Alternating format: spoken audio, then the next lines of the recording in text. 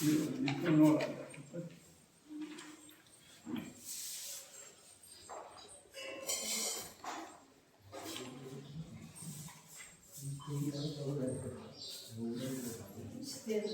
ಇಲ್ಲ ಇಬ್ಬರು ಕೊಟ್ಟು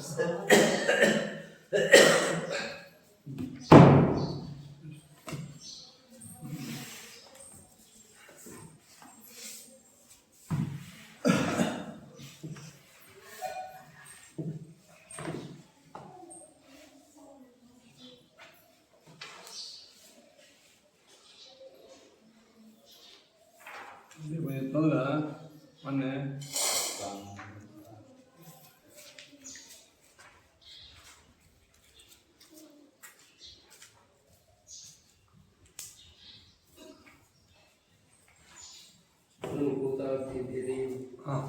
ಅಪ್ರಾಮಾಣ್ಯಂ ಯದಾ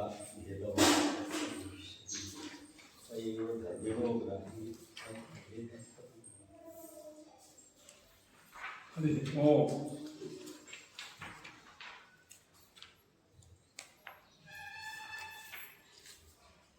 ಅನುಭೂತಿ ಅದನ್ನು ಯಾವಕ್ಕಿನ ಅನುಭೂತಿ ವಿರೋಧೇನ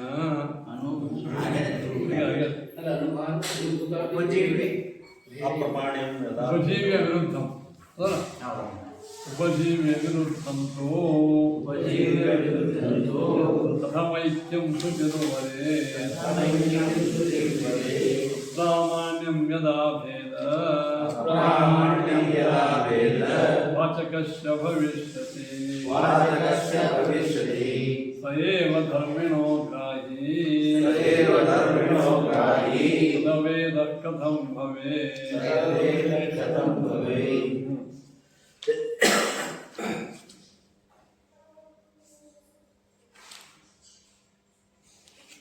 ಈಗ ಉಪಜೀವ್ಯ ವಿರುದ್ಧಂತೋ ಕಥಮೈಕ್ಯಂ ಕೃತಿರು ತದ್ಯೋಹಂ ಅಹಂ ಬ್ರಹ್ಮಾಸ್ಮಿ ತತ್ವಮಸಿ ಇವೆಲ್ಲ ಅದ್ವೈತವನ್ನು ತಿಳಿಸುವ ವೇದವಾಕ್ಯಗಳು. ಈ ವೇದವಾಕ್ಯಗಳಿಗೆ ಅರ್ಥ ಏನಪ್ಪ ಅಂದರೆ ದೇವರು ಬ್ರಹ್ಮ, ದೇವರು ಜೀವ ಒಂದೇ, ಬ್ರಹ್ಮ ಪರಮಾತ್ಮ ಇಬ್ಬರು ಒಂದೇ ಇದ್ದಾರೆ, ಅಭೇದವನ್ನೇ. ಈ ಅಭೇದವನ್ನು ಹೇಳಿದರೆ ಒಬ್ರಿಗೆ ಆಗ್ತದ? ಯಾಕೆ? ಶ್ರುತಿ ವಿರೋಧ, ಪ್ರತ್ಯಕ್ಷ ವಿರೋಧ, ಅನುಭವ ವಿರೋಧ. ನಾನೇ ದೇವರು ಅಂತ, ದೇವರು ಸರ್ವಜ್ಞ, ನಾ ಅಲ್ಪಜ್ಞ, ಅವನು ಸರ್ವಾಂತರಯಾಮ, ನಾ ಒಂದೇ. ಹೀಗೆ ಯಾರಿಗೇ ಆದರೂ ವೇದ ಹೇಳಿದಾಕ್ಷಣ ಹೋಗ್ಬೇಕಂತ ಹೆಂಗದ? ಯಾಕಂದ್ರೆ ವೇದದ ಅಭಿಪ್ರಾಯ ಏನು? ಒಂದು ವೇಳೆ ಜೀವಬ್ರಹ್ಮರ ಐಕ್ಯನೇ ವೇದ ಇತ್ತಂದ್ರೆ ನಮ್ಮ ಅನುಭವ ವಿರೋಧ ಬರ್ತದೆ. ಯಾಕ?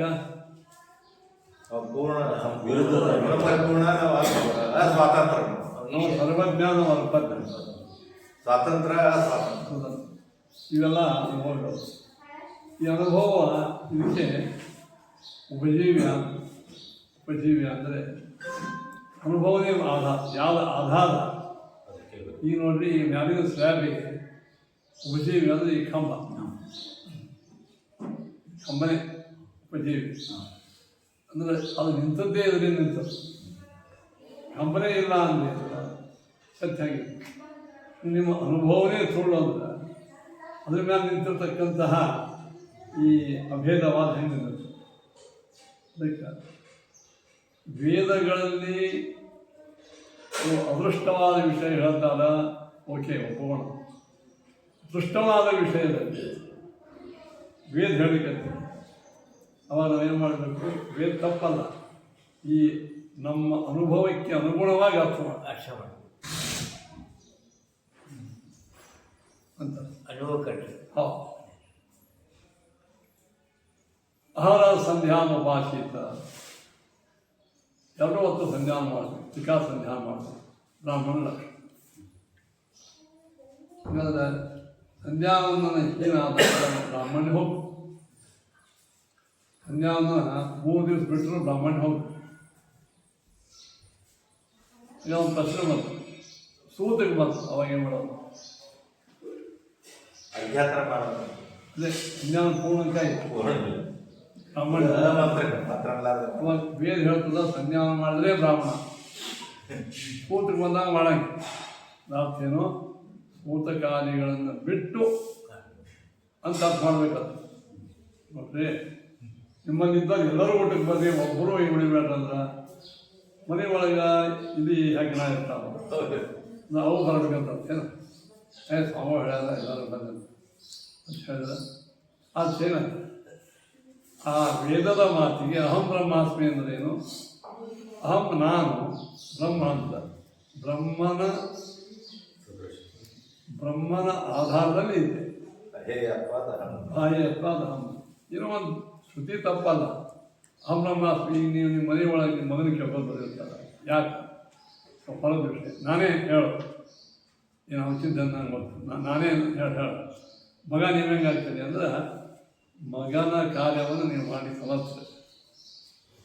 ಹಂಗ ಜಗತ್ತಿನೊಳಗೆ ಅಹಂ ಬ್ರಹ್ಮಾಸ್ಮಿ ನನ್ನ ಒಳಗೆ ಪರಮಾತ್ಮ ಇದ್ದಾನ, ಅಥವಾ ನನ್ನ ಅಸ್ತಿತ್ವೇ ಅವನ ಕೈಯಾಗುತ್ತೆ. ಈಗೇನೋ ಅರ್ಥ ಮಾಡಬೇಕು. ಯಾಕೆ ಹಿಂಗ್ಯಾಕೆ ಅರ್ಥ ಮಾಡಬೇಕಂದ್ರೆ ಅನುಭವಕ್ಕೆ ವಿರೋಧ ಬರ್ತದೆ. ಅನುಭವಕ್ಕೆ ವಿರೋಧ ಬಂದಂಥ ವೇದ ಹೇಳಂಗಿಲ್ಲ. ಹೇಳಿದ್ರು ಉಪಜೀವ್ಯ ಅಂದ್ರೆ ಮೂಲ ಆಧಾರ.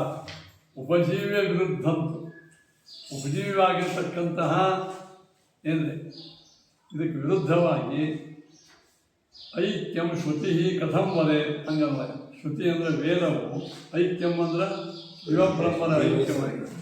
ಉಪಜೀವ್ಯ ವಿರುದ್ಧಂ, ಉಪಜೀವ್ಯಕ್ಕೆ ಅಂದರೆ ಪ್ರತ್ಯಕ್ಷ ಅನುಭವಕ್ಕೆ ವಿರುದ್ಧವಾದದ್ದನ್ನು ಹೇಗೆ ತಾನೇ ಹೇಳುತ್ತದೆ? ಹೇಳಂಗಿಲ್ಲ. ಅಪ್ರಾಮಾಣ್ಯಂ ಯದಾ ಭೇದ ವಾಚಕಸ್ಯ ಭವಿಷ್ಯತಿ.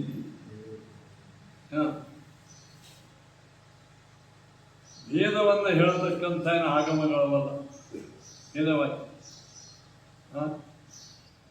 ಅಪ್ರಾಮಾಣ್ಯಂ ಯದಾ ಭವಿಷ್ಯತಿ.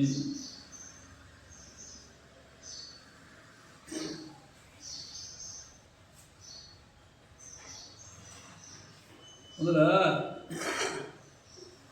ವೇದವನ್ನು ಹೇಳುವ ವೇದನೂ ಅದು, ವೇದವನ್ನು ತಿಳಿಸುವ ಪ್ರತ್ಯಕ್ಷವೂ ಅದು. ಇವೆರಡೂ ಪ್ರಮಾಣ. ಐಕ್ಯವನ್ನು ಹೇಳ್ತಕ್ಕಂಥ ಒಂದು ವೇದ. ಐಕ್ಯಾಗಮಕ್ಕೆ ಪ್ರತ್ಯಕ್ಷದ ಬೆಂಬಲಿಲ್ಲ, ಆದರೆ ಭೇದಾಗಮಕ್ಕೆ ಆಗಮದ ಬೆಂಬಲೂ ಅಲ್ಲ, ಅಥವಾ ಭೇದಕ್ಕೆ ಆಗಮದ ಬೆಂಬಲೂ ಅಲ್ಲ, ಪ್ರತ್ಯಕ್ಷ ಉಪಜೀವ್ಯವಾಗಿರತಕ್ಕಂತಹ ಇದಕ್ಕೆ ವಿರೋಧವೂ ಇಲ್ಲ. ವೇದವಾಚಕಸ್ಯ ಭವಿಷ್ಯ ಸಯೇವ ಧರ್ಮಿಣೋ ಗ್ರಾಹಿ ಪದವೇದ ಕಥಂ ಭವೇ. ಒಂದು ಪದ ಹಾಗೆ ಯಾವಾಗ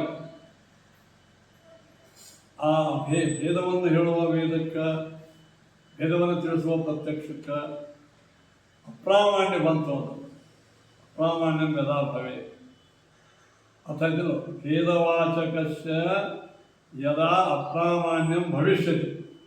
ನಿಮ್ಮ ಪ್ರಕಾರವಾಗಿ ಅಪ್ರಾಮಾಣ್ಯ ಬಂದರೆ ಸಯೇವ ಧರ್ಮಿಣೋ ಗ್ರಾಹಿ ತದವೇದ ಕಥಂ ಭವೇ. ಧರ್ಮಿ ಜೀವ ಮತ್ತು ಈಶ್ವರನ ಗ್ರಂಥ, ವೇದವಾಚಕವಾದಂಥ ಆಗವಾಗಲಿ ಪ್ರತ್ಯಕ್ಷ. ಆದ ಕಾರಣ ಅದೇ ಧರ್ಮಿಯನ್ನೇ ಗ್ರಹಣ ಅದೇ ಮಾಡಿದಾಗ ಅದೇ ವೇದ ವಿರುದ್ಧ ಹೆಂಗೆ ಹೇಳ್ತದ?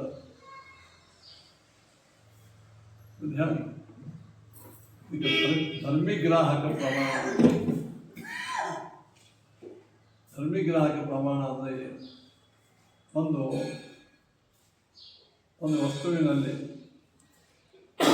ಈ ದ್ರೌಪದಿ ಬಗ್ಗೆ ವಿಚಾರ ನೋಡೋದು. ದ್ರೌಪದಿಯ ಪಂಚಪತಿತ್ವ ಪ್ರಾಮಾಣಿಕ ಅಪ್ರಾಮಾಣಿಕ ಪ್ರಶ್ನೆ. ದ್ರೌಪದಿ ಪಂಚ ಗಂಡಂದ್ರೆ ಇರೋದು ಇದು ಶಾಸ್ತ್ರ ವಿರುದ್ಧ ಅದು. ಹಂಗಾಗಿ ನಾವೇ ಕೇಳಿದ್ರು, ದ್ರೌಪದಿಗೆ 5 ಮಂದಿ ಹೆಂಡಂದ್ರೆ ಇದ್ರು, ನಿಮ್ಗೆ ಎದುರಿಂದ ಮಾಡ್ತಾರೆ, ನೀವೇ ನೋಡ್ಕೊಂಡ್ಬಂದಿಲ್ಲ, ಅವೆಲ್ಲ ಇದ್ದಾವೆ. ನಿಮಗೆ ಯಾವ ಪ್ರಮಾಣದಲ್ಲಿ ಗೊತ್ತಾಯ್ತು? ಅದೇ ಮಹಾಭಾರತ ಗೊತ್ತಾಯ್ತು. ಅದೇ ಮಹಾಭಾರತ ಒಳಗೆ ದ್ರೌಪದಿ ಪಂಚಪತಿತ್ತು ಏನು ಮಾಡ್ಯಾರ? ಅವಳ ದೇಹದಲ್ಲಿ 5 ಮಂದಿ ಸ್ತ್ರೀಯರಿದ್ದರು. 5 ಮಂದಿ ಅವರೆಲ್ಲ ಅವನ ಗಂಡಂದ್ರೆ ಇದ್ರು ಹೊರಗೆ. ಇದು ವೇದವ್ಯಾಸ ತೋರಿಸ್ತಾರೆ. ಅವಾಗ ಅವ ಇದು ಕಥೆನ ಒಪ್ಪಾಗಿಲ್ಲ. ನಾವು ಕೇಳ್ತೀವಿ ದ್ರೌಪದಿ ಪಂಚಪತಿ ಹೆಂಗೆ ಹೋಗಿದೆ, ಯಾವ ಪ್ರಮಾಣವನ್ನು ಒಪ್ಪಿದ್ರಿ? ಅದೇ ಮಹಾಭಾರತದೊಳಗೆ ಪಂಚಪತಿತ್ವ ಬಗ್ಗೆ ಖುಲಾಸ ಮಾಡ್ಯಾರ. ಯಾಕೆ ಒಪ್ಪಾಗಿಲ್ಲ? ಅದೊಬ್ಬ ಇದು ಒಪ್ಪಾಡಲ್ಲ.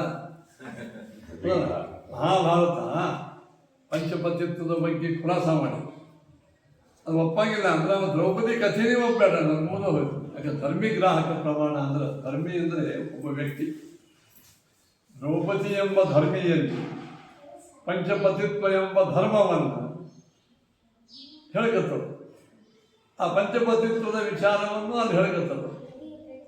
ಅದನ್ನು ಸ್ಪಷ್ಟೀಕರಣ ಒಪ್ಪಲಾರದೆ ದ್ರೌಪದಿ ಮೇಲೆ ಅಷ್ಟೇ ಒಪ್ಪಿದ್ರೆ ಅಂತಂದರೆ ಧರ್ಮಿ ಗ್ರಾಹಕ ಪ್ರಮಾಣ. ಅಂದರೆ ಮಹಾಭಾರತ ಆ ಭಾಗ ತಪ್ಪಂತ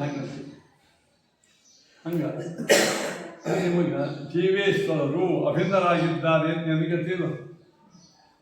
ನೀವು ಅಭೇದ ಯಾರನ್ನು ಹೇಳ್ಕೊತೀನಿ? ಆ ಜೀವ ಹೆಂಗಿಸಿದ್ದಾಯನ ಅನುಭವದಿಂದ ಸಾಕ್ಷಾತ್ ಈಶ್ವರ ಹೆಂಗಿಸಿದ್ದಾಯನ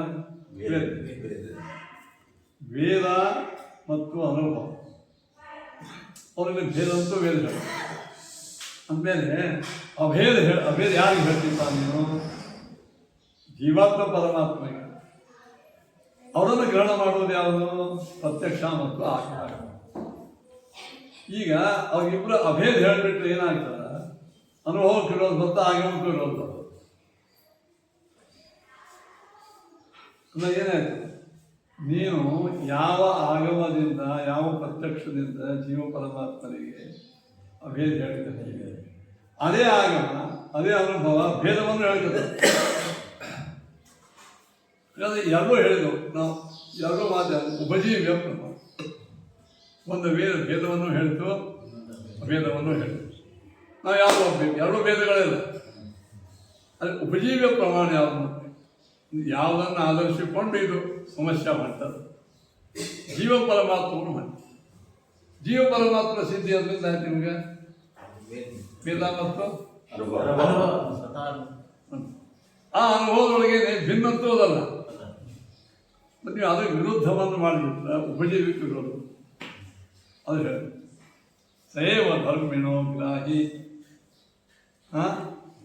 ಸಯವ ಅದೇನೋ ಆ ಭೇದದ ಸಾಕ್ಷಾತ್ಕಾರ, ಭೇದದ ಅನುಭವ ಮತ್ತು ವೇದ ಸಯವ ಧರ್ಮಿಣ ಗ್ರಾಹಿ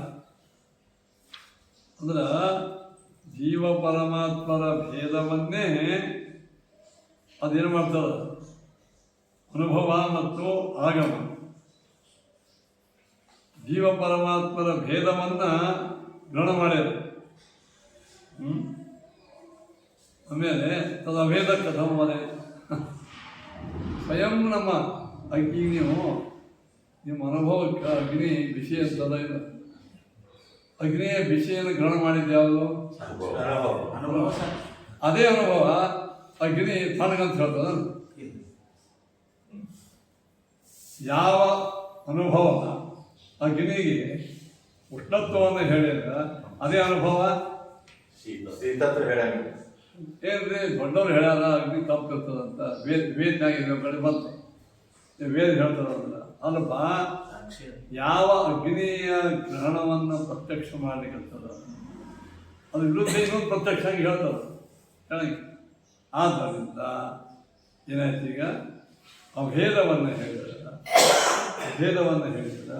ಏನಾಗ್ತದ? ಧರ್ಮಿಗ್ರಾಹಕ ಪ್ರಮಾಣಕ್ಕೆ ಬಾಧ. ಧರ್ಮಿಗ್ರಾಹಕ ಪ್ರಮಾಣಕ್ಕೆ ಬಾಧ ಬಂತು ಅಂದ್ರೆ ವಾದೇ ಬಂದಾಯ್ತು. ಅದು ಮುಂದೆ ಹೋಯ್ತು. ಯಾವುದರಿಂದ ನೀವು ಇಷ್ಟೆಲ್ಲ ವಾದ ನಡೆದ ಅದೇ ಪ್ರಮಾಣ ಬಿಟ್ಟರೆ ಹೆಂಗೆ? ಈಗ ಕಾಯ್ದೆ ಬುಕ್ಕದಿಂದ ನಡೆದೋದಿಲ್ಲ ಆರ್ಗ್ಯುಮೆಂಟ್ ಅಲ್ವಾ? ಆ ಕಾಯ್ದೆ ಬುಕ್ಕೆ ತಪ್ಪ ಅಂದ್ಬಿಟ್ರೆ ಮುಂದಿನ ಆರ್ಗ್ಯುಮೆಂಟ್ ಹೆಂಗೆ ನಡಿಬೇಕು? ಆದ್ದರಿಂದ ಅಭೇದ ಆಗಮಗಳು ಅಪ್ರಮಾಣವಾಗ್ತವೆ.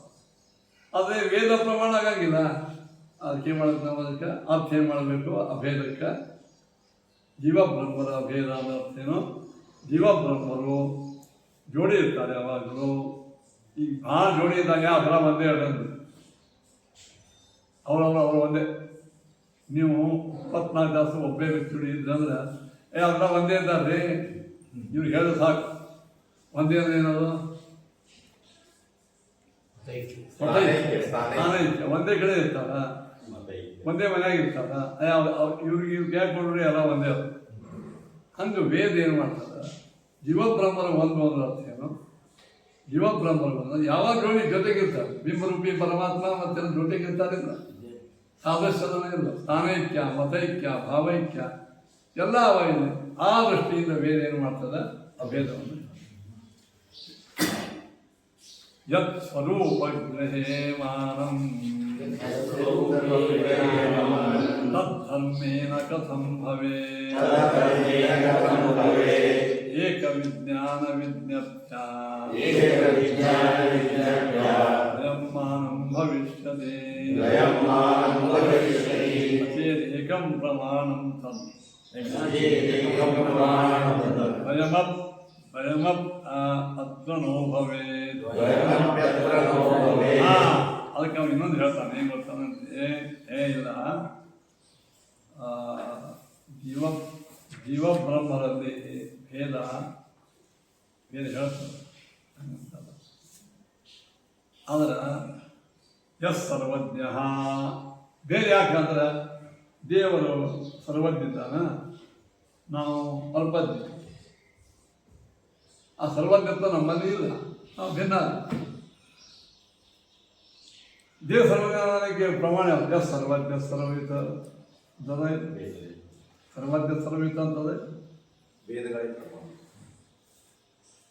ಅದಕ್ಕೆ ಅವಂತನ ಇದು ವೇದ ಏನದ ಓದ್ತೀವೋ ಅದ್ರೊಳಗೆ ಯಹ ಸರ್ವಜ್ಞ ಸರ್ವಯುತ ಅಂತದಲ್ಲ ಯಾರು ಪರಬ್ರಹ್ಮ ಆ ಶ್ರುತಿ ಬ್ರಹ್ಮನ ಅಷ್ಟೇ ಹೇಳ್ತದ ಒಂದು ಗುಣ ಹೇಳಂಗಿಲ್ಲ ಸರ್ವಜ್ಞತ್ವಾದಿ ಗುಣ ಹೇಳಂಗಿಲ್ಲ ವೇದ ಏನು ಹೇಳ್ತದ ಅವನ ಸ್ವರೂಪ ಅಷ್ಟೇ ಅಂದ್ರೆ ಸ್ವರೂಪಗ್ರಹೇಮಾನ ವೇದ ಎಷ್ಟು ಪ್ರಮಾಣ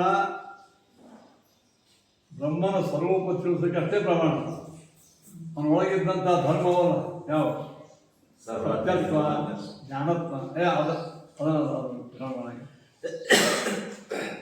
ವೇದದ ಕೆಲಸ ಏನಂತ ಅಷ್ಟೇ ಗಣಮ ಇಲ್ಲಿ ಹಾಲಲ್ಲ ಸೋಮವಾರ ಅಂದರೆ ಅದ್ರೊಳಗೆ ನೀರು ಸಾಕಷ್ಟು ಇರ್ತದೆ ನಮ್ಮ ತಾತ್ಪರ್ಯ ಏನು ಹಾಲು ಅಷ್ಟೇ ತರಬೇಕಂತ ಏನು ನಮ್ಮ ಉದ್ದೇಶ ಹಾಲು ಕುಡಿದು ಅಂತ ಹೇಳ್ತೇವೆ ನೀರು ಇರ್ತದೆ ಅದ್ರೊಳಗೆ ನಿಮ್ಮ ತಾತ್ಪರ್ಯ ನೀರು ಕುಡಿಬೇಕಂತ ಏನು ಹಾಲು ಅಂತ ಅಷ್ಟೇ ಹಂಗೆ ವೇದ ಸತ್ಯ ಜ್ಞಾನ ಅಂತೆಲ್ಲ ಹೇಳ್ತದೆ ಕರೆ ವೇದ ಆದ್ರೆ ವೇದದ ಅಭಿಪ್ರಾಯ ಏನು ಬ್ರಹ್ಮ ಸ್ವರೂಪ ಅಷ್ಟೇ ಅದು ವೇದದ ತಾತ್ಪರ್ಯ ಬ್ರಹ್ಮ ಸ್ವರೂಪದಲ್ಲಿ ಅದ ಹೊರತು ಅವನ ಸತ್ಯತ್ವಾದಿ ಗುಣಗಳ ಬಗ್ಗೆ ಇಲ್ಲ ಮೇರೆ ಅದು ಸರ್ವಜ್ಞತ್ವಾದಿ ಇಲ್ಲ ಬರೇ ಚೇತನ ಅದ ಆ ಚೇತನಕ್ಕೂ ಜೀವಚೇತನಕ್ಕೂ ಅಭೇದ ಈ ಜೀವಬ್ರಹ್ಮರ ಭೇದಕ್ಕೆ ಅಡ್ಡಿಯಾದಾಗಿತ್ತು ಇನ್ನೊಂದು ಪದ್ಧತಿ ಯಾರು ಬಿಟ್ಬಿಡ್ರಿ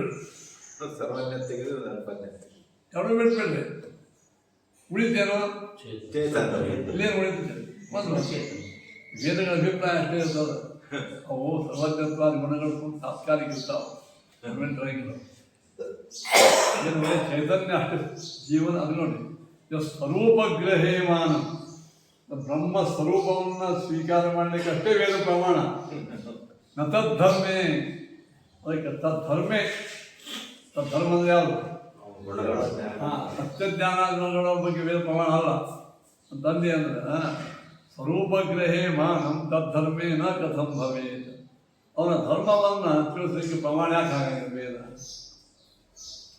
ಮಂಗಲಿಗೆ ಅವರು ಅಷ್ಟೇ ಕರೆಕ್ಟ್ ಅದವರ ಆಕಾರ ಅವರ ಕಲರು ಬಣ್ಣ ಸಂಬಂಧೇನು ಮಂಗಲಿಗಿಂತ ಒಬ್ಬ ವ್ಯಕ್ತಿ ಪರ್ಸನ್ ಇಷ್ಟೇ ಮಂಗಲಿಗೆ ನಾ ಶಬ್ದ ಆಡಿಬಿಟ್ಟಂದ್ರೆ ಇವಾಗ ಅವರ ಆಕಾರ ಅವ್ರಿಗೆಲ್ಲ ಒಂದು ರೂಪ ಕಣ್ಮುಂದು ಬರ್ತಾ ಇಲ್ಲ ಅವೆಲ್ಲ ಇಲ್ಲ ಒಬ್ಬ ವ್ಯಕ್ತಿ ಪರ್ಸನ್ ಇಷ್ಟೇ ಅಂತ ಇಷ್ಟೇ ಗ್ರಹಣ ಆಗ್ತದೆ ಇಲ್ಲ ಅದಕ್ಕಂತಾರ ತದ್ಧರ್ಮೇ ಕಥಂ ನ ಭವೇತ್ ಮಾನಂ. ವೇದವು ಬ್ರಹ್ಮಸ್ವರೂಪವನ್ನು ಮಾತ್ರ ತಿಳಿಸ್ತದ, ಬ್ರಹ್ಮನ ಧರ್ಮ ತಿಳಿಸೋದಕ್ಕೆ ಪ್ರಮಾಣ ಅಲ್ಲ ಅಂತ ಹಿಂಗಂತ ಹೇಳ್ತೀವಿ. ಮಂಗಲಿಗೆ ಕರ್ಕೊಂಡು ಬಾ ಅಂತ ಅಂತಂದ್ರೆ ಮಂಗಲಿಗೆ ಅವರ ಮೈ ಬಣ್ಣ, ಅವರ ಹೈಟು, ಅವರ ಬಟ್ಟೆ, ಅವರೆಲ್ಲ ಚಶ್ಮಾ ಎಲ್ಲ ಇರೋಲ್ಲ, ಅದು ಯಾವ ಸಂಬಂಧ ಇಲ್ಲ. ಬರೀ ಅವ್ರ ವ್ಯಕ್ತಿನ ಅಷ್ಟೇ ಕರ್ಕೊಂಡು ಬಾ ಅಂದ್ರೆ ಅಷ್ಟೇ ಅರ್ಥ ಆಗ್ತದೆ ಎಂದಾದರೂ ಇಲ್ಲ. ಏಕ ವಿಜ್ಞಾನ ವಿಜ್ಞಪ್ತ್ಯ ವಯಮ್ಮಾನಂ ಭವಿಷ್ಯತಿ ಎಂದೆ. ಏಕ ವಿಜ್ಞಾನ ಅಂದ್ರೇನು? ಬ್ರಹ್ಮನ ಸ್ವರೂಪದ ಜ್ಞಾನ ಆಯಿತು ಅಂದ್ರೆ ಧರ್ಮಜ್ಞಾನ ಆಗೇ ಆಗಿದೆ. ಏಕ ವಿಜ್ಞಾನ ಹಾಲಿನ ಸ್ವರೂಪ ಗೊತ್ತಾಯ್ತು ಅಂದ್ರೆ ಹಾಲಿನ ಬಣ್ಣ ಜ್ಞಾನ ಆಗೇ ಆಗ್ತದ. ನೀವು ಒಂದು ವಸ್ತುವಿನ ಸ್ವರೂಪ ಮತ್ತು ಅದರ ವಿಶೇಷ ಗೊತ್ತಾಗ್ತದೆ. ಏಕ ವಿಜ್ಞಾನ ವಿಜ್ಞಪ್ತಿ ಅಂದ್ರೇನು? ಒಂದು ವಸ್ತುವಿನ ಸ್ವರೂಪ ಜ್ಞಾನ ಆಯ್ತು ಅಂದ್ರೆ ಒಂದು ಗುಣಜ್ಞಾನ ಆಗ್ತದೆ.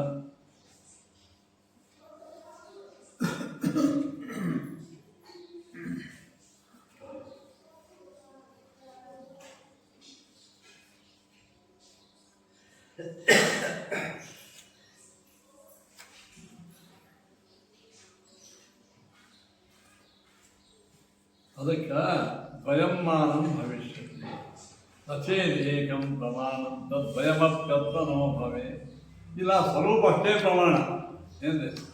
ಏಕಂ ಪ್ರಮಾಣಂ ಚೇತ್ ಏನ ಏಕಂ ಪ್ರಮಾಣಂ ತದ್ ದ್ವಯಮಪಿ ಅತ್ರ ನೋ ಭವೆ ಏನಿದೆ. ಎರಡೂ ಬೇಡ, ಸ್ವರೂಪನೂ ತಿಳಿಸಂಗಿಲ್ಲ. ಆ ವೇದವಾಕ್ಯ ಸ್ವರೂಪವನ್ನು ತಿಳಿಸೋದು ಬೇಡ, ಧರ್ಮವನ್ನು ತಿಳಿಸೋದು ಬೇಡ.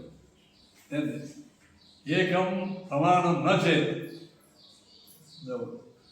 ಸತ್ಯಂ ಜ್ಞಾನಮನಂತಂ ಬ್ರಹ್ಮ ಎಂಬುವಂಥ ವಾಕ್ಯದೊಳಗೆ ತತ್ವಾದಿಗಳ ಪ್ರಮಾಣ ಅಲ್ಲ,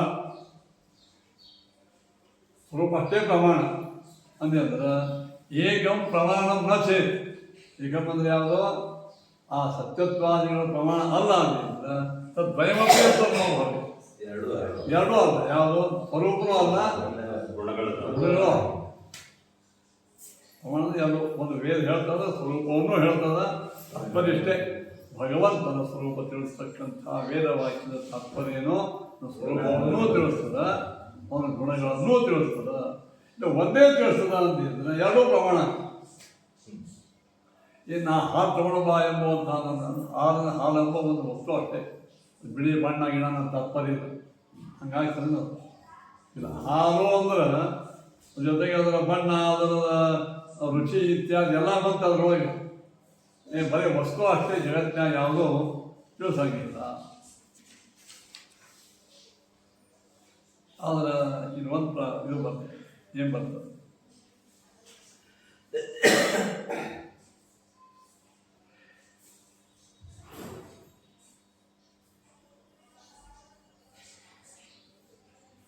ಅವಂತಾನ ಇದಂ ರಜತಂ ಅಂತ ಒಂದು ಜ್ಞಾನ ನೋಡಿ. ಅವ್ನು ಹೆಂಗೆ ಅವ್ನು ಇನ್ನೊಂದು ಹೋಗಿತಾನೆ, ಪಾಸ ಹೋಗಿತಾನೆ. ಇದಂ ರಜತಂ ಎಂಬ ಜ್ಞಾನ. ಇದರೊಳಗೆ ಇದಂ ಎಂಬುದು ಶುದ್ಧಿ, ರಜತಂ ಅಂದರೆ ಬೆಳೆ. ಇದಂ ರಜತಂ ಎಂಬುವಂಥ ಏನು ವಿಶಿಷ್ಟ ಪ್ರತ್ಯಯ ಇದೆ ಇದರೊಳಗೆ, ಒಂದು ಪ್ರಮಾಣ, ಒಂದು ಅಪ್ರಮಾಣ. ಇದು ಅಂದರೆ ಯಾವುದು? ಶುದ್ಧಿ, ಅದು ಪ್ರಮಾಣ. ರಜತಂ ಅಂದರೆ ಯಾವುದು? ಬೆಳೆ, ಅಪ್ರಮಾಣ. ಇದಂ ರಜತಂ ಎಂಬುವಂಥ ಒಂದು ಈ ವಾಕ್ಯದೊಳಗೆ ವಿಶಿಷ್ಟ ಪ್ರತ್ಯಯ ಬರ್ತದೆ. ಇದರ ಒಳಗೆ ಎರಡೂ ಅಪ್ರಮಾಣೇನು, ಒಂದು ಪ್ರಮಾಣ. ಹಂಗೆ ಸತ್ಯಂ ಜ್ಞಾನಮನಂತಂ ಬ್ರಹ್ಮ ಅಂತಂದ್ರೆ ಬ್ರಹ್ಮ ಸ್ವರೂಪ ಅಷ್ಟೇ ಪ್ರಮಾಣ, ಸತ್ಯ ಜ್ಞಾನಾದಿಗಳು ಅಪ್ರಮಾಣ. ಹಂಗೆ ಇದಂ ರಜತಂ ಅಂತಿಲ್ಲದ ಅವನು ಹೆಂಗೆ ವಾದ. ಇದಂ ರಜತಂ ಎಂಬುವಂಥ ಜ್ಞಾನದೊಳಗೆ ಎರಡು ಇದು ಎರಡು, ಇದಂ ಮತ್ತು ರಜತಂ ಇದೆ. ಇದಂ ಅಂದ್ರೆ ಏನು? ಇದಂ ಅಂದ್ರೆ ಏನು? ಶಕ್ತಿ. ರಜತಂ ಅಂದ್ರೆ ಅಲ್ಲಿ ಸತ್ಯ ಯಾವುದು? ರಜತಂ ಸುಳ್ಳು. ನೋಡಿ, ಒಂದೇ ಜ್ಞಾನದೊಳಗೆ ಎರಡು ಆಕಾರಗಳವ. ಹಂಗೆ ಸತ್ಯಂ ಬ್ರಹ್ಮ ಜ್ಞಾನಂ ಬ್ರಹ್ಮ ಅನಂತ ಬ್ರಹ್ಮ ಅಂದ್ರೆ ಆ ಸತ್ಯ ಎಂಬುವಂಥದ್ದು ಜ್ಞಾನಂ ಎಂಬುದು ಸುಳ್ಳು, ಬ್ರಹ್ಮ ಸತ್ಯ, ಬ್ರಹ್ಮ ಸತ್ಯ ಹಿಂಗಂತ ನಾವು ಹಿಂಗಂತ ಅದಕ್ಕೆ ಹೇಳ್ತಾರ. ಓ ಹಂಗಂತಿದ್ರ ಧರ್ಮಿಗ್ರಾಹಿ ವಿರೋಧಸ್ತು ತಸ್ಮಾತ್ ಮಾನಶ್ಚ ದೂಷಣಂ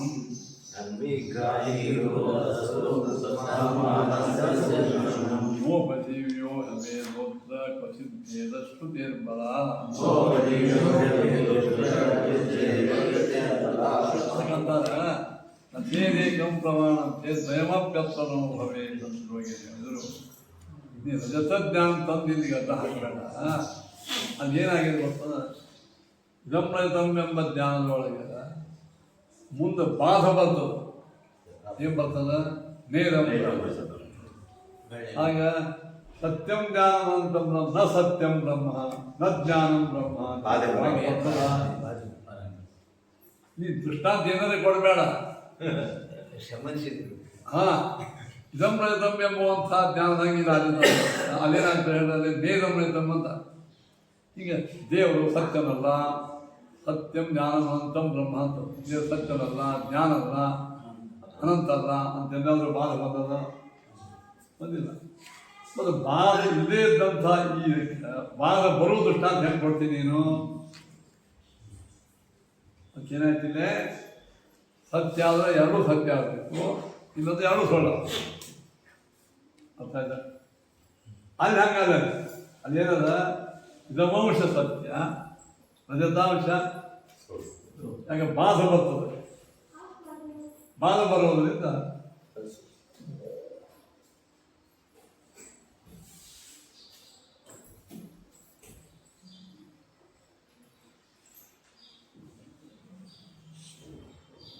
ಇಲ್ಲಿಯೂ ಅಭೇದಾನುಮಾನ ಬರ್ತದಲ್ಲ.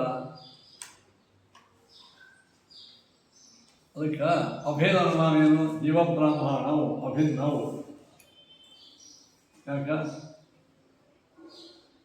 ಮಿಥ್ಯಾಧರ್ಮವತ್ವ, ಜೀವಬ್ರಹ್ಮರು ಅಭಿನ್ನರಾಗಿದ್ದಾರೆ. ಚೇತನತ್ವ, ಚೇತನ ಇದು ಅನುಮಾನ ಬಂತು. ಈ ಅನುಮಾನದಿಂದ ಬಾಧ ಬಂತ. ಅಲ್ಲಿ ಹೆಂಗ?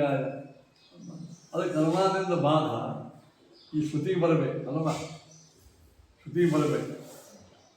ಈಗ ಕಾಗದ ಹುಲಿಯಿಂದ ಕರೆ ಹುಲಿಗೆ ಪೆಟ್ಟು ಬರ್ತದೆ. ಯಾವ ಕಾಗದ ಹುಲಿ ಹೋಗಿ ಸಾಯ್ತಂದ್ರೆ ಕರೆ ಹುಲಿ ಸಾಯ್ತದೆ. ಇದು ಅನುಮಾನ ಕಾಗದ ಹುಲಿ ಇದ್ದಾಗ ಜೀವಬ್ರಹ್ಮರು ಅಭಿನ್ನರಾಗಿದ್ದಾರೆ, ಚೇತನತ್ವಾತ್ಮ ಏನೋ ಹಿಂಗೆ ಹೋಗ್ತಿರ್ತೀವಿ. ಆದರೆ ಈ ಅನುಮಾನದಿಂದ ಶ್ರುತಿಗೆ ಬಾಧ ಬರಂಗಿಲ್ಲ. ಯಾಕೆ? ಶ್ರುತಿ ಉಪಜೀವ್ಯ ಪ್ರಮಾಣ ಆಗಿದೆ, ಅನುಮಾನ ಇದು ಉಪಜೀವ್ಯ ಆಗಿದೆ. ಅದಕ್ಕೆ ಹೇಳ್ತಾರೆ ಧರ್ಮಿಗ್ರಾಹಿ ವಿರೋಧಸ್ತು ತಸ್ಮಾತ್ ಮಾನಶ್ಚ ದೂಷಣಂ. ಧರ್ಮಿಗ್ರಾಹಿ ವಿರೋಧಸ್ತು, ಧರ್ಮಿಗ್ರಾಹಿಯಾದ ಶ್ರುತಿ.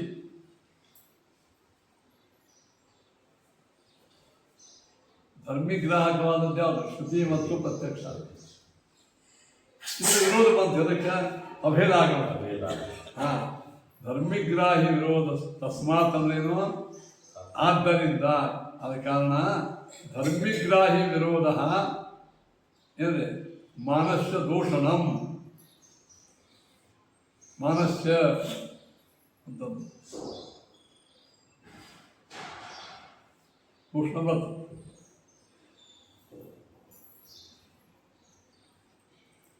ನೀವು ನಿಮ್ಮ ಅನುಮಾನ ಅಭೇದಾನುಮಾನ ಏನಾಗ್ತದೆ ಹೇಳ್ರಿ?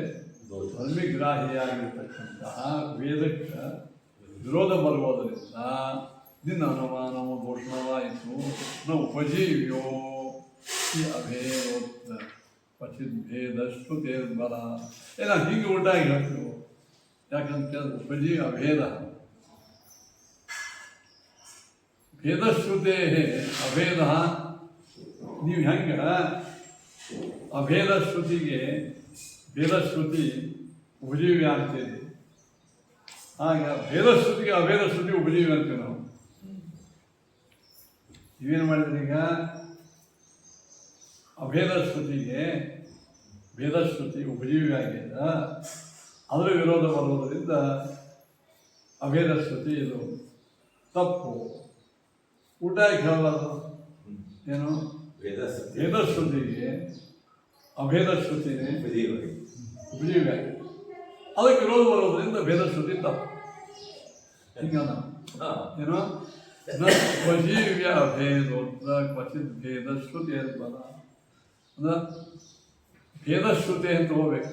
ಕ್ವಚಿತ್ ಅಂದರೆ ಎಲ್ಲೆಲ್ಲಿಯೂ ಭೇದಶ್ರುತಿ ಅಭೇದ ಉಪಜೀವ್ಯ ನ ಹಾಗಂಗಿಲ್ಲ. ಯಾಕೆ ಬಲ ಭೇದಶ್ರುತಿ ಬಲಿಷ್ಠ ಆಗಿದೆ. ಭೇದಶ್ರುತಿ ನೀವು ಕಾಗದ ಹುಳಿಯಿಂದ ಜೀವಂತ ಹುಲಿಗೆ ಬಾಧ ಹಾಕ್ತದೆ. ಬಾಧ ಆದರೆ ತೊಂದರೆ ಆಗ್ತದೆ. ಯಾಕೆ ಆಗಂಗಿಲ್ಲ?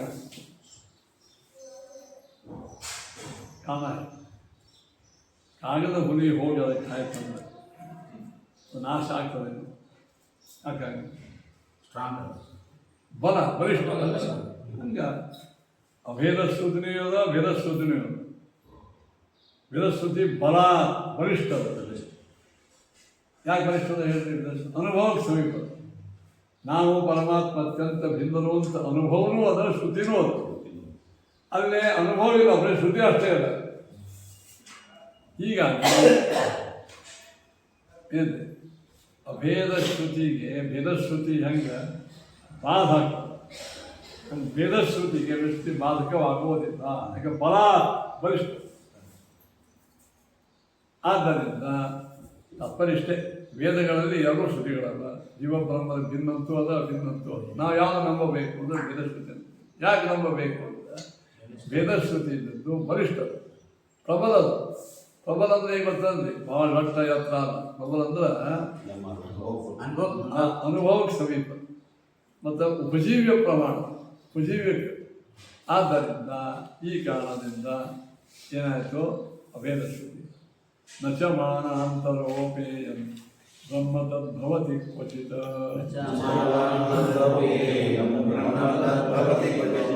ಏನ ಮಾನೇನ ಚೋಪೇಯಂ ವೇದಸ್ತೇನಾವಗಮ್ಯತೆ.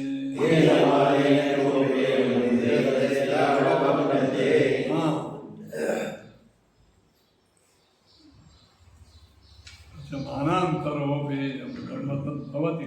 ಈಗ ಯಸ್ ಸರ್ವಜ್ಞ ಇತ್ಯಾದಿ ಶ್ರುತಿಯು ಏನ್ರಿ ಜೀವಬ್ರಹ್ಮನಿಗೆ ಭೇದವನ್ನು ಹೇಳುವ ವಿಶಿಷ್ಟ ಬ್ರಹ್ಮನನ್ನು ಹೇಳ್ತದೆ. ಯಸ್ ಸರ್ವಜ್ಞ ಸರ್ವಜ್ಞ ಶ್ರುತಿ ಅದ ಇಲ್ಲ. ಇದೇನು ಹೇಳ್ತದೆ? ಶ್ರುತಿ ಏನು ಹೇಳ್ತದೆ ಹೇಳಿ? ಸರ್ವಜ್ಞತ್ವ ವಿಶಿಷ್ಟನಾದ ಬ್ರಹ್ಮನನ್ನು ಹೇಳ್ತದೆ. ಹೌದಾ? ಈ ಶ್ರುತ್ಯರ್ಥ ಏನು? ಸರ್ವಜ್ಞತ್ವ. ಆಮೇಲೆ ಏನಾಯಿತು? ನಾವು ಸರ್ವಜ್ಞರಿಲ್ಲ. ಹೀಗಾಗಿ ನಮಗೆ ದೇವರಿಗೆ ಪರಮಾತ್ಮನ ಭೇದ. ಅಂದರೆ ಜೀವ ಪರಮಾತ್ಮರಿಗೆ ಭೇದವನ್ನು ಹೇಳುವ ಶ್ರುತಿ ಯಾವುದೋ ಸರ್ವಜ್ಞ ಸರ್ವ ಶ್ರುತಿ ಹೇಳ್ತದೆ. ಅದು ಒಂದಾದ ಶ್ರುತಿ ಸರ್ವಜ್ಞತ್ವಾದಿ ವಿಶಿಷ್ಟ ಬ್ರಹ್ಮನನ್ನು ಹೇಳುವ ತಾತ್ಪರ್ಯ ಶ್ರುತಿಗಿಲ್ಲ. ಅದು ಅನುವಾದ ಮಾಡ್ತದೆ. ಅನುವಾದ ಅಂದ್ರೆ ಯಾವ ಸರ್ವಜ್ಞತ್ವಾದ ವಿಶಿಷ್ಟ ಬ್ರಹ್ಮ ಇದ್ದಾನೋ ಅವನೇ ಜೀವನಿಂದ ಅಭಿನ್ನಿದ್ದಾನ ಅಂತ. ಅನುವಾದಕ್ಕೆ ವಾಕ್ಯಗಳಷ್ಟು ಪ್ರಬಲ. ಯಾವುದೋ ವಿಶಿಷ್ಟ ಇರೋದಲ್ಲ, ಅಪೂರ್ವ, ಅದು ಪ್ರಬಲ. ಅದಕ್ಕೆ ಕಾರಣ ಏನ ಮಾನೇನ ಚೋ, ಅದಕ್ಕೆ ಮಾನಾಂತರೋಪೇಯಂ. ಸರಿ, ಅನುವಾದಕ್ಕಂತೆಯ ಅನುವಾದಕ್ಕಾದ್ರೆ ಬದಲು ಏನು ಹೇಳು? ಅನುವಾದಕ್ಕಾದ್ರೆ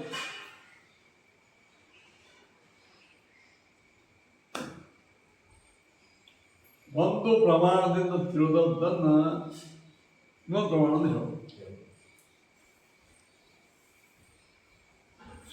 ರಾಯ ಸ್ತೋತ್ರನೇ ಮತ್ತೆ ರಾಯ ಸ್ತೋತ್ರ ಅಂದ್ರೆ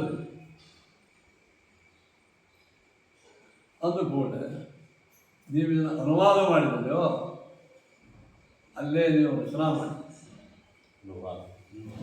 ಅನುವಾದ ಅಂದ್ರೆ ಇದ್ದ ಸ್ತೋತ್ರವನ್ನೇ ನಾವು ಅನುವಾದ.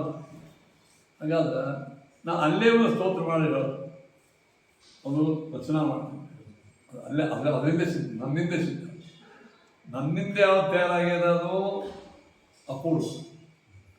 ಇನ್ನೊಂದನ್ನು ನಾನು ಏನು ಅಂತನೋದು ಅನುವಾದ. ಈಗ ಒಂದು ಈಗ ವೇದ ಶ್ರುತಿಗಳು ಎಲ್ಲ ಅನುವಾದಗಳು ಪ್ರತ್ಯಕ್ಷದ ಗೊತ್ತಾಗಿದೆ. ವೇದ ಆದರೆ ವೇದ ಹೇಳ್ತದ. ಇದು ನೋಡಿ ಭಾರಿ ನಮ್ಮ ಅಭೇದ ಎಲ್ಲಿಯೂ ಗೊತ್ತೇನು, ವೇದದಿಂದ ಅಷ್ಟೇ ಗೊತ್ತಾಗ್ತದೆ. ಅಪೂರ್ವ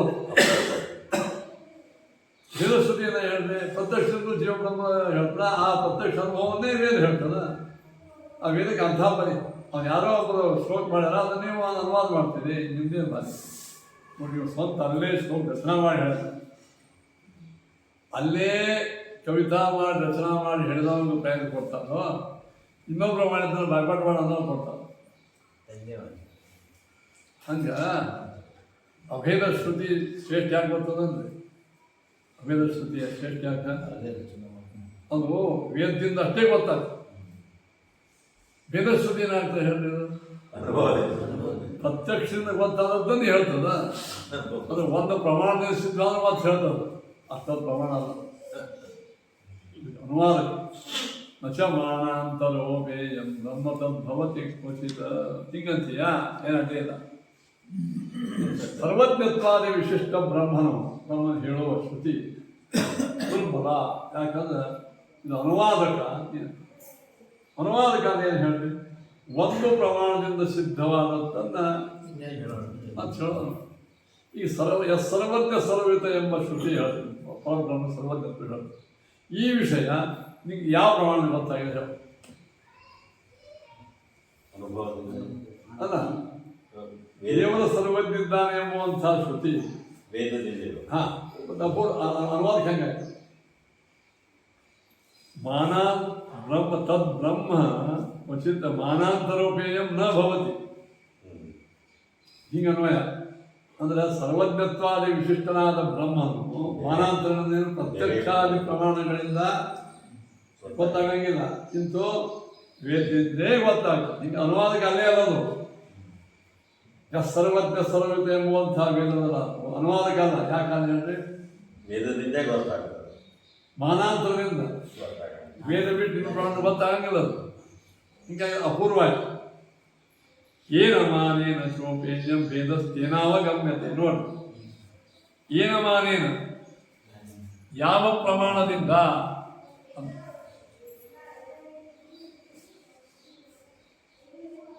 ಯಾವ ಪ್ರಮಾಣದಿಂದ ನಿಮಗೆ ಬ್ರಹ್ಮ ಗೊತ್ತಾಗ್ತಾನೆ, ಅದೇ ಪ್ರಮಾಣದಿಂದ ವೇದವೂ ಗೊತ್ತಾಗ್ತದೆ. ಅದಲ್ಲ ಅನುಭವಕ್ಕೆ ಬಂದು ಎಕ್ಸ್ಟ್ರಾ ಆಯಿತು. ಈಗ ಸತ್ಯಂ ಜ್ಞಾನಮನಂತಂ ಯಸ್ ಸರ್ವಜ್ಞ ಸರ್ವಿತ ಸರ್ವಜ್ಞ ಬ್ರಹ್ಮ ಒಂದು ವೇದವಾಕ್ಯ. ಈ ವೇದವಾಕ್ಯ ನಿಮಗೆ ಬ್ರಹ್ಮ ಗೊತ್ತಾಗ್ತದೆ. ಆ ಬ್ರಹ್ಮನು ನಿಮಗೆ ಬೇರೆ ಪ್ರಮಾಣ ಗೊತ್ತಾಗ್ಯಾನು. ಅವನ ಸರ್ವಜ್ಞತ್ವ ನಿಮಗೆ ಬೇರೆ ಪ್ರಮಾಣ ಗೊತ್ತಾಗ್ಯಾನು. ಏನ ಮಾನೇನಂದ್ರೇನು? ಯಾವ ವೇದ ಪ್ರಮಾಣದಿಂದ ನಿಮಗೆ ಪರಬ್ರಹ್ಮನ ಗೊತ್ತಾಗ್ಯ, ಅದೇ ಪ್ರಮಾಣದಿಂದ ಭೇದ ತೇನವಾಗ ಆ ಪರಬ್ರಹ್ಮನು ಜಗತ್ತಿನಿಂದ ಭಿನ್ನಿದ್ದಾನೆ ಅಂತ ಗೊತ್ತಾಗ್ತದೆ. ಸತ್ಯಂ ಜ್ಞಾನಮನಂತಂ ಅಂತ ಹೇಳ್ತಾನ. ಆ ಜ್ಞಾನತ್ವ ಸರ್ವಜ್ಞತ್ವಾದಿಗಳು ಅವನಲ್ಲಿ ಅವ ಎಂಬುದು ಗೊತ್ತಾದಾಗ ಜಗತ್ತಿನ ಭಿನ್ನಂತೆ ಗೊತ್ತಾಗ್ತದೆ. ಆದ್ದರಿಂದ ದೇವರ ಸರ್ವಜ್ಞತ್ವಾದಿಗಳಾಗಿ ಭೇದಕವಾದ ಧರ್ಮಗಳು ಬ್ರಹ್ಮನನ್ನು ಯಾವ ತಿಳಿಸ್ಕೊಂಡು ಭೇದವನ್ನು ತಿಳಿಸ್ತದೆ. ಸರ್ವಜ್ಞಾನಮಯೇವೇಶು ಯದ್ಯುಪೇಯ ಕಥಂಚನ ಸರ್ವಜ್ಞತ್ವಗುಣೇನೈವ ತಯಾ ವೇದೋವಗಮ್ಯತೆ.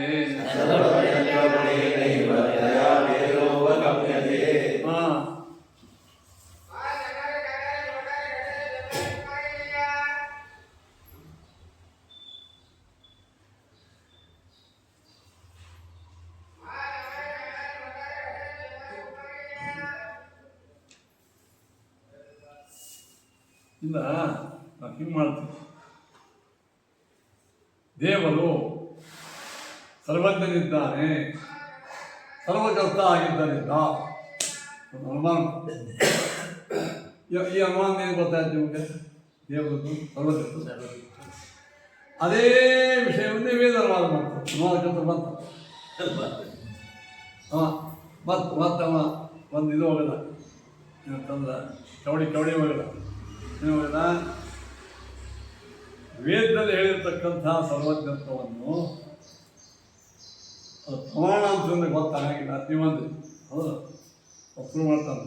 ದೇವರು ಸರ್ವಜ್ಞನಾಗಿದ್ದಾನೆ, ಸರ್ವಕರ್ತ ಆಗಿದ್ದರಿಂದ ಅಂತ ಅನುಮಾನ. ಈ ಅನುಮಾನ ಸರ್ವಜ್ಞತ್ವ ಗೊತ್ತಾಯ್ತು. ಆ ಅನುಮಾನ ಗೊತ್ತಾಗಿರ್ತಕ್ಕಂಥ ಸರ್ವಜ್ಞತ್ವನೇ ವೇದ ಹೇಳ್ತದೆ. ಮತ್ತು ಮಾನಾಂತರದಿಂದ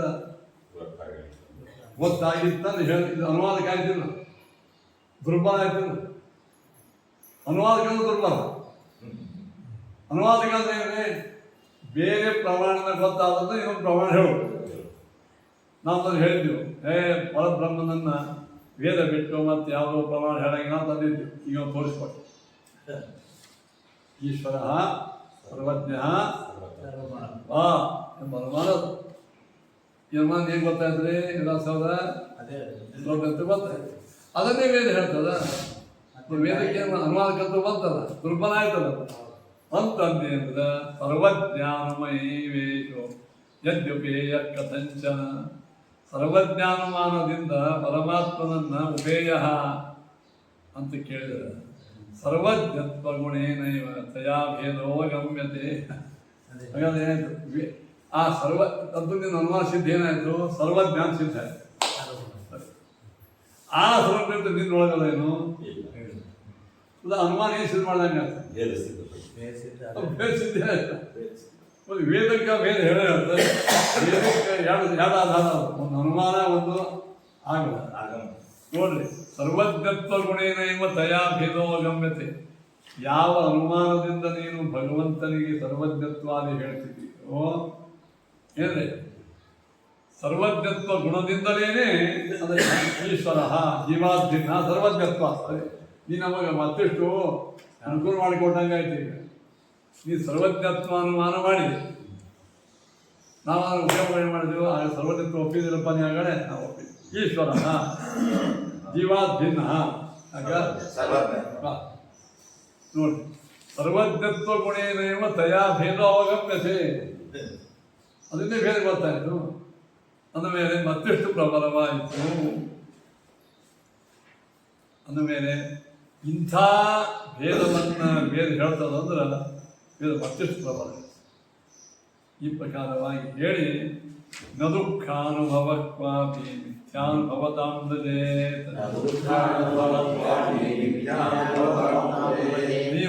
ಕ್ವಚಿತ್ ದೃಷ್ಟೋ ದುಃಖಾದನುಭವಶ್ಯತೋ ಯದಿ ದುಃಖಾನುಭೂತಿಶ್ಚ ಭ್ರಾಂತಿರಿತ್ಯವಶೀಯತೆ ಅನುಚ್ಛಿತ ಶ್ರುತಿಖ್ಯೇನ ನ ಭ್ರಾಂತಿರಿತಿ ಗಮ್ಯತೆ.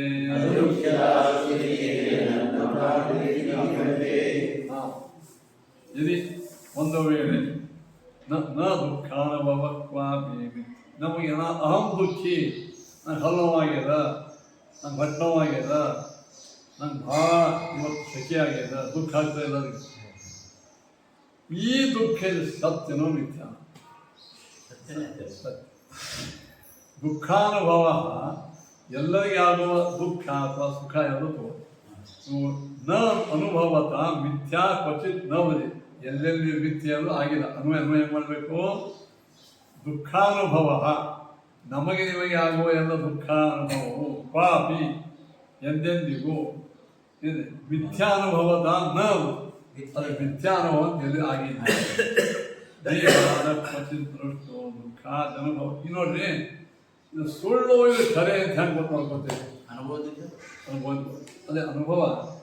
ನಮ್ಮ ದುಃಖವು ಸುಳ್ಳು ಅಂತ ನಾವು ಅನ್ನಬೇಕಾದ್ರೆ ಏನು ಬೇಕು? ಬಾಧ ಬರಬೇಕು. ಅಂದರೆ ಆ ಅನುಭವಕ್ಕೆ ವಿರುದ್ಧವಾದ ಅನುಭವ ಬರಬೇಕು ಅಲ್ವಾ? ಈಗ ನೀವು ನಿನ್ನ ಇಡೀ ದಿವಸ ಸೆಕೆ ಇತ್ತು, ಸುಮಾರು 2 ಸೆಕೆ ಒಳತು ನಾನು ಸಾರಿ ಮನೆಗೆ ಬಂದಿದ್ದೆ. ಎಲ್ಲ ನಿನ್ನೆ ಸೆಕೆ ಸುಳ್ಳಿತ್ತು, ನಿಮ್ಗೇನಾದರೂ ಬಾಧೆ ಬಂತ? ಅಂದರೆ ಅನುಭವ ಆಗತ್ತೆ ಅಲ್ಲ, ಆ ಅನುಭವಕ್ಕೆ ಬಾಧೆ ಬರ್ತದ. ಈ ಶಿಲ್ಪಿಯಲ್ಲಿ ಬೆಳ್ಳಿ ಅನುಭವ ಆಗ್ತದ, ಮುಂದೇನಾಗ್ತದ? ಹಂಗೆ ನೀವು ಇಡೀ ಜೀವನದೊಳಗೆ ನಿಮಗೆ ಅನುಭವಗಳಾಗ್ಯ. ನಾನೀಗ ಮೊನ್ನೆ ನೋವಿತ್ತು, ಸುಳ್ಳಿತ್ತು, ಇವತ್ತಿಲ್ಲ. ಮೊನ್ನೆ ನೋವು ಇವತ್ತಿಲ್ಲ ಹೊತ್ತು, ಮೊನ್ನೆ ನೋವದು ಬಾಧೆ ಬಂದಿಲ್ಲ.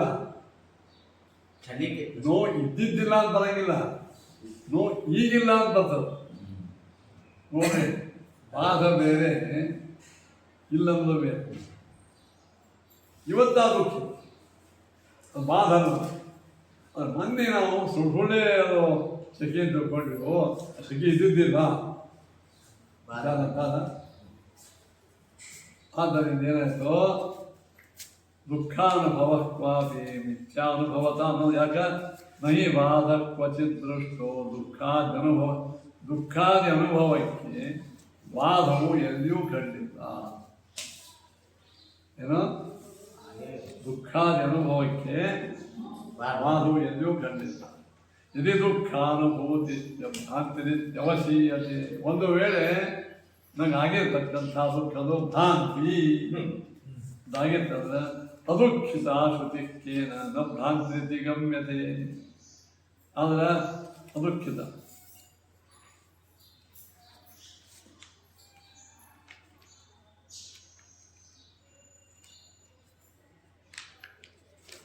ಹಾಗಾದರೆ ದುಃಖಾನುಭೂತಿಶ್ಚ ಅದುಃಖಿತ ಶ್ರುತಿಕ್ಕೇನ ನ ಭ್ರಾಂತಿ ಗಮ್ಯತೆ. ಈಗ ವಿಮುಕ್ತಶ್ಚ ವಿಮುಚ್ಯತೆ ಶ್ರುತಿ. ಹಾಗಾದ್ರೆ ಅದುಃಖಿತ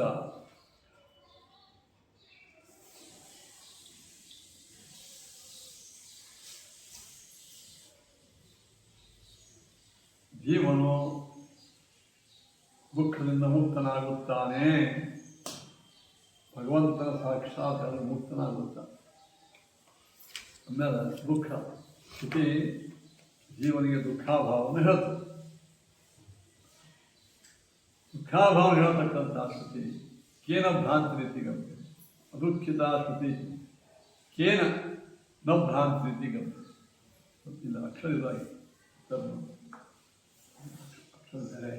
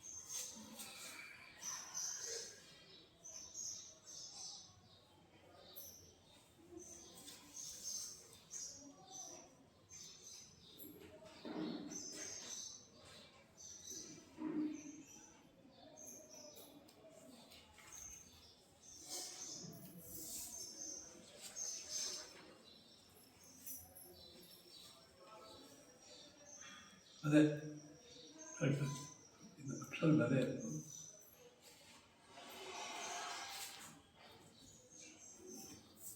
ಅದುಃಖಿತ ಶ್ರುತಿ ಕೇನನ ಭ್ರಾಂತಿ ಇತಿ ಗಮ್ಯತೆ. ಗೊತ್ತಾಗಲಿಲ್ಲ ಅಂತ ಹೇಳಿ ಮುಂದೆ ಶ್ರುತಿ ಸ್ವರೂಪಮರ್ಥಶ್ಚ ಮಾನೇನೈವ ಅವಧೀಯತೆ.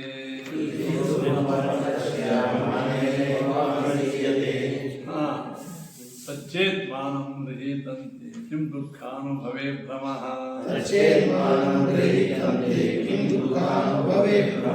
ಅಚವಾದ ವಿಶೇಷೋಸ್ತಿ ಯದಬಾಧಿತಮೇವ ತತ್. ಬಾಧೋ ಯದ್ಯನುಭೂತೇತ್ಯೆ ಕಥಂ ನಿರ್ಣಯೀಯತೆ.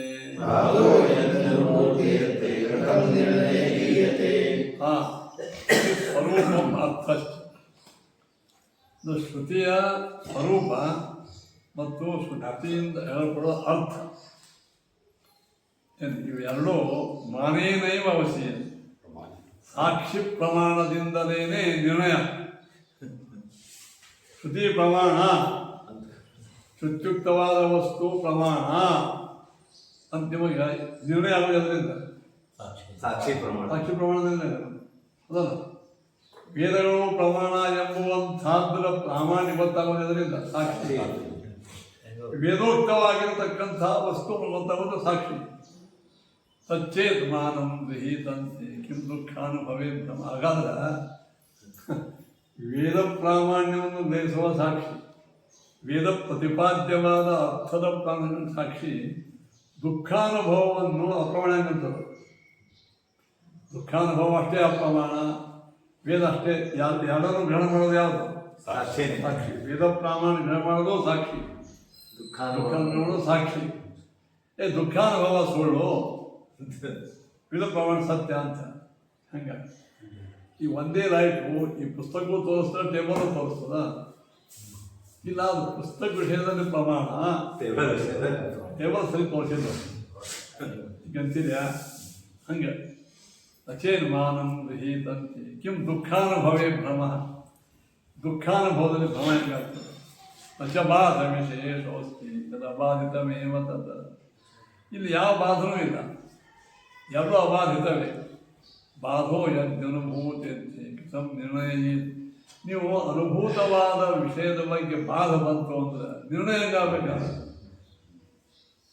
ಈ ಪ್ರತಿಯೊಂದು ವಸ್ತುವಿಗೆ ನೀನು ಬಾಧವನ್ನು ಹೇಳ್ಬೋದು ಹೊಂಟಿ ಅಂದ್ರೆ ನಿರ್ಣಯ ಆಗೋದು. ಉದಾಹರಣೆ ಅಂದ್ರೆ ಈ ಬಂಡಾರಲ್ಲ, ಈಗ ನಾವೆಲ್ಲ ಮಾಡಿದ ತಪ್ಪು ನಿರ್ಣಯ ಮಾಡೋದು ಯಾವುದು? ಕೋರ್ಟ್. ಈ ಡಿಸ್ಟ್ರಿಕ್ಟ್ ಕೋರ್ಟ್ನ ನೀವು ಸಂಶಯ ಬರ್ತದೆ.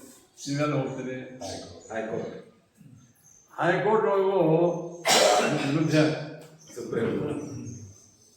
ಸುಪ್ರೀಂ ಕೋರ್ಟ್ಗೂ ಹೋಗಿ ನಿಮ್ಮ ವಿರುದ್ಧ ಅವಾಗ ಏನು ಹೋಗೋದು? ಪ್ರೆಸಿಡೆಂಟಿಗೆ ಇದೆ ಮಾಡೋ ಪ್ರೆಸಿಡೆಂಟ್ ಅವ್ನು ಹೇಳಿದ್ದು ನೀವು ಹೋಗ್ತೀರ. ಯಾಕಂದ್ರೆ ಹೇಳಿ ಬಾಧೋಯ ಅನುಭೂತಿ, ಅನುಭೂತಿ ಅರ್ಥ ನಿಮ್ಮ ಅನುಭವಕ್ಕೆ ಬಂದಿರತಕ್ಕಂಥ ವಸ್ತು ವಿಷಯಕ್ಕೆ ನಿಮಗೆ ಬಾಧ ಬರ್ಲಿಕ್ಕೆ ಜಗತ್ತಿನ ನಿರ್ಣಯ ಮಾಡೋದು ಹೇಗೆ? ಇದು ಸಿಹಿ ಅದ ಕೊನೆಗೆ ನಿರ್ಣಯ ಮಾಡೋದು ಯಾವುದು? ನಾನು ಕೆಟ್ಟದ್ದು ಅವ್ರು ಇಲ್ಲ, ಅದು ಸಿಹಿ ಅದ. ಒಂದು 4 ಮಂದಿ ನೀವು 4 ಮಂದಿ ತಪ್ಪದ ಅಂದ್ರೆ ಜಗತ್ತಿನೊಳಗೆ ನಮ್ಮ ಅನುಭವನೇ ಕೊನೆ ನಿರ್ಣಾಯಕ. ಅನುಭವನೇ ನಿರ್ಣಾಯಕ ಅಲ್ಲ ಅಂತಂದ್ರೆ ಮುಂದೆ ಆಮೇಲೆ ಕಥಂ ನಿರ್ಣಯತೆ. ಜಗತ್ತಿನ ನಿರ್ಣಯ ಮಾಡೋದಲ್ರಿ.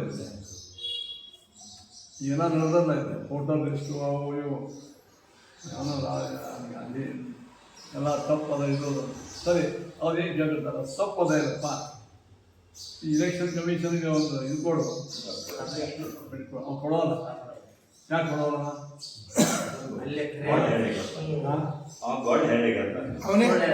ಅವನೇ ತಪ್ಪಿದಾನ್ರಿ, ಅದಕ್ಕೆ ಕೊಡೋಲ್ಲ. ಅಫಿಡವಿಟ್ ಕೊಡಂತಾರೆ. ಹೌದು. ಮತ್ತೆ ಅದು ಬರೆದು ಕೊಡೋದು ಪ್ರೂವ್ ಮಾಡ್ಬೇಕ್ರಿ. ಆಮೇಲೆ ಅಫಿಡವಿಟ್ ಕೊಟ್ಟ ಮೇಲೆ ಪ್ರೂವ್ ಮಾಡಲಿಲ್ಲ ಅಂದ್ರೆ ಅವನು ಒಳಗೆ ಆಗ್ತಾರೆ. ಹೌದು, ಪ್ರೂವ್ ಅದೇನೋ ಅವ್ರ ಪ್ರಮಾಣ ಅಲ್ಲ. ಸರಿ, ಇಲೆಕ್ಷನ್ ಕಮಿಷನ್ ಪ್ರಮಾಣ ಅಲ್ಲ. ಮುಂದೆ ಕೋರ್ಟಿಗೆ ಹೋಗ್ತಾರೆ. ಮುಂದೆ ನೀವು ಕೋರ್ಟ್ಗೆ ಹೋಗ್ಬೋದು, ಕೋರ್ಟ್ಗೆ ಹೋಗ್ಬೋದು.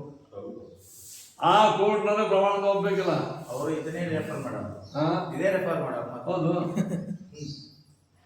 ಮತ್ತು ಇದೇ ಬಂದಾಗ ಮತ್ತೆ ಕೊನೆಗೆ ಬಾಧೋಯದ ಅನುಭೂತಿ ಅರ್ಥ ಎಲ್ಲರಿಗೂ ನಿರ್ಣಯವಾಗಿರತಕ್ಕಂಥ ಅರ್ಥವು ಪ್ರಮಾಣ ಅಲ್ಲ. ಅಂದರೆ ಕಥಂ ನಿರ್ಣಯ ಜಗತ್ತಿನೊಳಗೆ ಜೀವಬ್ರಹ್ಮರ ಭಿನ್ನರು ಸರ್ವಜ್ಞತ್ವ ದೇವರಿಗದ ನಮ್ಮ ಅಲ್ಪಜ್ಞತ್ವ ನಮ್ಮ ಅನುಭವ ನಮ್ಮ ಅಲ್ಪಜ್ಞತ್ವ ಇದು ಈ ಅನುಭವನೇ ಸುಳ್ಳು.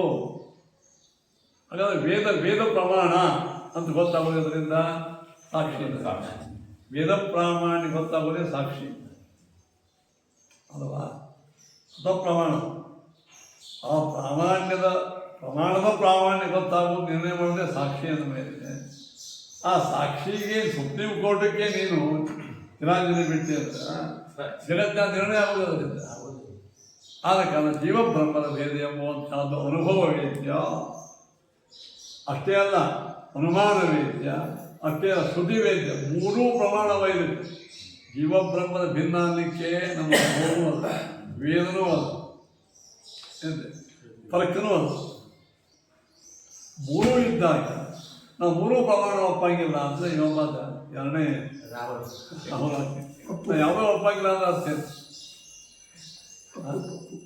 ಅದಕ್ಕೆ ಕಾರಣ ಇದು ಮಂಡವಾದ ಆಚಾರ್ಯ ಅದನ್ನೇ ವಿಸ್ತಾರ ಮಾಡಿ ಹೇಳ್ತಾರೆ.